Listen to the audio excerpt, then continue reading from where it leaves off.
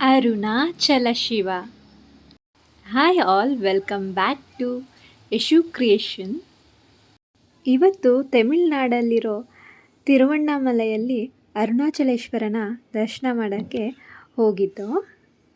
ಪಂಚಭೂತ ಕ್ಷೇತ್ರದಲ್ಲಿ ಅರುಣಾಚಲ ಶಿವ ಅಗ್ನಿ ತತ್ವವನ್ನು ಹೊಂದಿದ್ದಾರೆ. ಇಲ್ಲಿ ಗಿರಿ ಪ್ರದಕ್ಷಿಣೆ ಮಾಡೋಣ ಅಂತ ಬಂದಿದ್ದು. ಫಸ್ಟ್ ಗಣಪತಿಯ ದರ್ಶನ ಮಾಡಿಕೊಂಡು ಅನಂತರ ಭೂತನಾಥ ದೇವಸ್ಥಾನಕ್ಕೆ ಹೋಗಿ ಅಲ್ಲಿ ನಮಸ್ಕಾರ ಮಾಡಿಕೊಂಡು ಗಣಪತಿಯ ದರ್ಶನ ಆದಮೇಲೆ ಇಲ್ಲಿ ನಾವು ಗೋಪುರದ ಮುಂದೆ ಬಂದು ದೀಪಾರತಿ ಮಾಡಿಕೊಂಡು ನಮ್ಮ ಮನಸ್ಸಲ್ಲಿ ಏನು ಕೋರಿಕೆ ಇದೆಯೋ ಅದನ್ನು ಬೇಡಿಕೊಂಡು ಅರುಣಾಚಲೇಶ್ವರ ನಡೆಸ್ಕೊಡ್ತಾರೆ ಅನ್ನೋ ನಂಬಿಕೆಯಲ್ಲಿ ನಾವು ಬೇಡಿಕೊಂಡು ದೀಪಾರತಿ ಬೆಳಗ್ತೀವಿ. ಹಾಗೆ ಅಲ್ಲಿ ಒಂದು ತೆಂಗಿನಕಾಯಿ, ಒಂದು ದೀಪ ಕೊಟ್ಟಿರ್ತಾರೆ. ತೆಂಗಿನಕಾಯಿ ಸಂಕಲ್ಪ ಮಾಡ್ಕೊಂಡು ಆ ತೆಂಗಿನಕಾಯಿನ ಹೊಡೆದು ಆ ತೆಂಗಿನಕಾಯಿ ಹೋಳ ಆಲ್ಮೋಸ್ಟ್ ಅಲ್ಲೇ ಇಕ್ಕಿರ್ತೀವಿ. ಯಾರು ಕ್ಯಾರಿ ಮಾಡಲ್ಲ, ನಾವು ಕ್ಯಾರಿ ಮಾಡಿಲ್ಲ, ಅಲ್ಲೇ ಇಕ್ಕಿದು.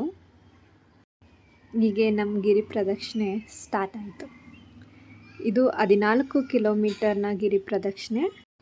ಅಲ್ಲಿ ನಮಗೆ ಮೊದಲನೇದಾಗಿ ಸಿಗೋ ಲಿಂಗನೇ ಇಂದ್ರಲಿಂಗ, ಅದು ಪೂರ್ವ ದಿಕ್ಕಿನಲ್ಲಿದೆ. ಎರಡನೇದಾಗಿ ಅಗ್ನಿಲಿಂಗ ದರ್ಶನ ಆಗುತ್ತೆ, ಅದು ಆಗ್ನೇಯ ದಿಕ್ಕಿನಲ್ಲಿದೆ. ಅಗ್ನಿಲಿಂಗ ದರ್ಶನದಿಂದ ಆರೋಗ್ಯ ವೃದ್ಧಿಯಾಗುತ್ತೆ ಅಂತ ನಂಬಿಕೆ ಇದೆ.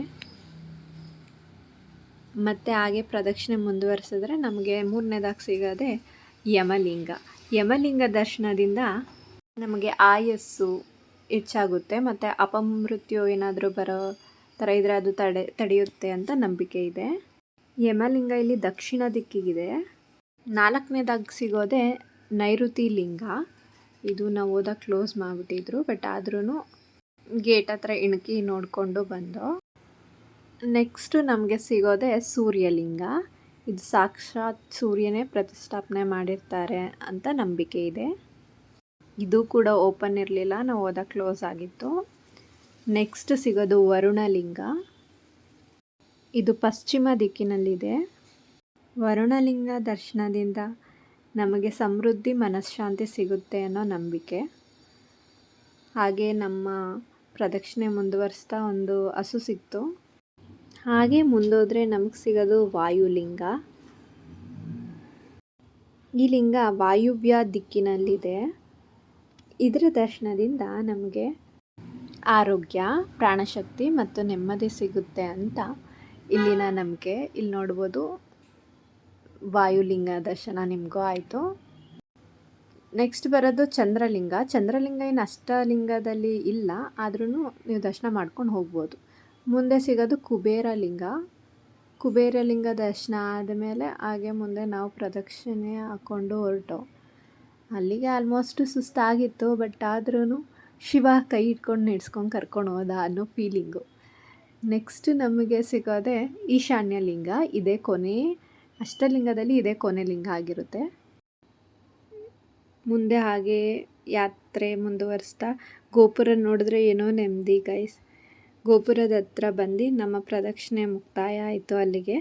ಅಲ್ಲಿಂದ ನಾವು ದೇವಸ್ಥಾನದೊಳಗಡೆ ಹೋಗ್ಬಿಟ್ಟು ಅರುಣಾಚಲೇಶ್ವರನ ದರ್ಶನ ಮಾಡಿ ಈಚೆ ಬಂದು ಕೂತಿದ್ದೀವಿ.